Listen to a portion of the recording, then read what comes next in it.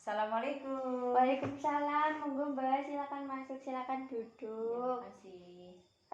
Dengan Mbak siapa, nggih? Mbak Yani. Mbak Yani. Umurnya berapa, Mbak? 16. Nggih, Mbak Yani umur 16 tahun.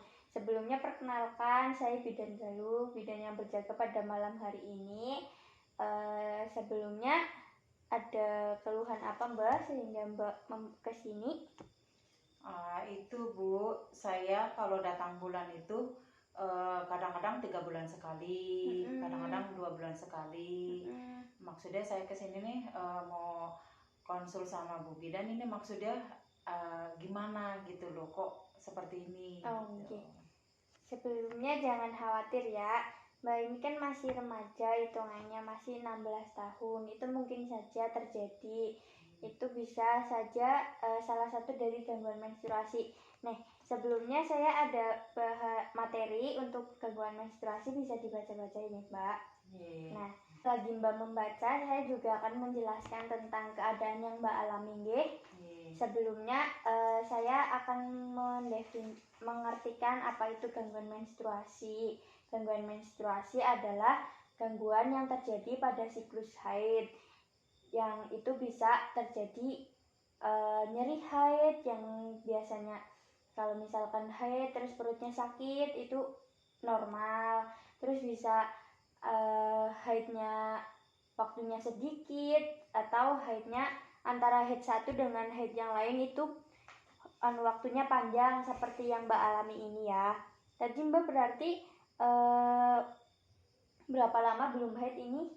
3 bulan? Udah 3 bulan. Oh, 3 bulan. Oke, 3 bulan. Nah, jadi ada beberapa macam gangguan menstruasi, yaitu yang pertama tadi nyeri haid atau bahasa medisnya itu dismenor. Nah, kalau dismenor itu nyeri haid yang dirasakan oleh wanita sebelum haid, selama haid atau sesudah haid. Biasanya itu dinamakan premenstruasi sindrom atau PMS. Itu nyeri. Nah, terus ada juga PMS tadi. PMS itu beberapa gejala yang misalkan kalau sebelum haid itu mbaknya merasa sering gelisah atau sering berubah-ubah moodnya dengan cepat, misalkan tiba-tiba sedih, tiba-tiba marah gitu, itu namanya PMS. Bisa juga tiba-tiba mbaknya jadi menurun nafsu makannya atau tiba-tiba ingin makan terus, itu juga merupakan salah satu gejala PMS nih, Mbak. Terus terus berarti ini mbaknya bisa termasuk di golongan yang oligomenor. Sebelumnya Mbak udah tahu apa belum tentang oligomenor ini? Belum. Baik, saya jelaskan nggih. Jadi oligomenor itu merupakan suatu keadaan di mana siklusnya memanjang lebih dari 35 hari. Nah, sedangkan jumlah perdarahannya itu normal seperti waktu Mbak haid sebelumnya. Jadi pada oligomenor ini kasusnya Mbak tuh lama nggak haid, tapi nanti sewaktu haid nggak ada masalah sama pengeluaran darah ataupun frekuensi atau hari di mana mbaknya ini mengalami haid. Misalkan sebelum haid yang 3 bulan, tidak haid 3 bulan ini mbaknya udah tidak haid secara tidak normal 2 siklus, misalkan berarti mbaknya udah 6 bulan nih, haidnya baru sekali atau baru 2 kali, itu bisa tergolong oligomenor. Begitu, Mbak.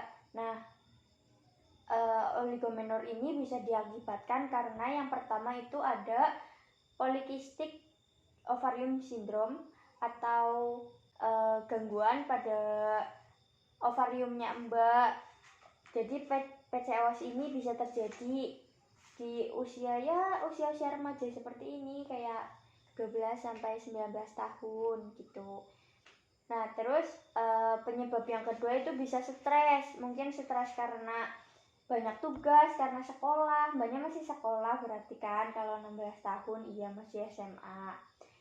Terus bisa juga karena sakit, mbaknya sakit, terus juga sakitnya kan bisa mempengaruhi siklus of menstruasi. Terus obesitas juga bisa mempengaruhi siklus menstruasi sih Mbak. Jadi Mbaknya harus menjaga berat badannya. Tapi Mbaknya ya biasa aja ya, normal ya.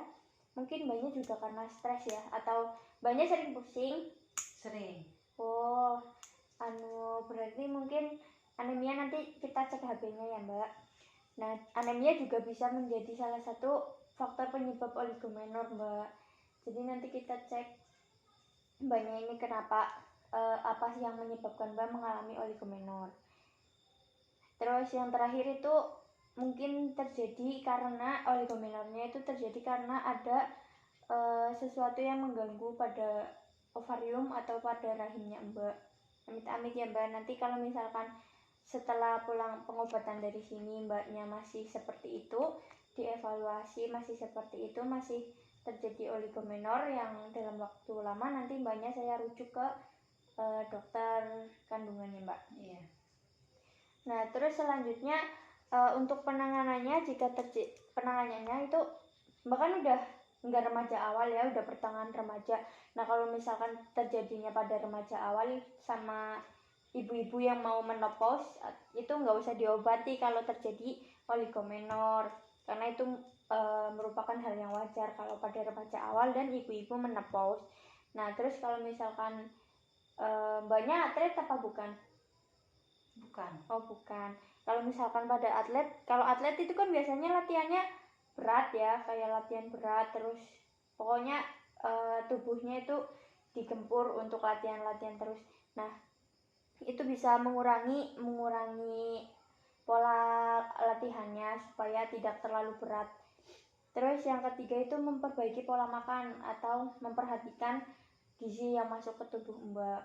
Jadi jangan makan sembarangan, makannya yang banyak mengandung zat besi, nutrisi, vitamin, seperti itu. Jangan makannya seblak, bakso, cilok gitu ya Mbak. Iya. Ya, dikurangi. Terus kalau misalkan nanti bisa mengonsumsi pil kontrasepsi. Jadi pil kontrasepsi itu tidak hanya untuk mencegah kehamilan, tapi bisa juga sebagai terapi, bisa untuk mengurangi jerawat, bisa juga menormalkan siklus menstruasi. Jadi nanti saya juga akan meresepkan pil kontrasepsi untuk Mbak konsumsi nggih. Iya.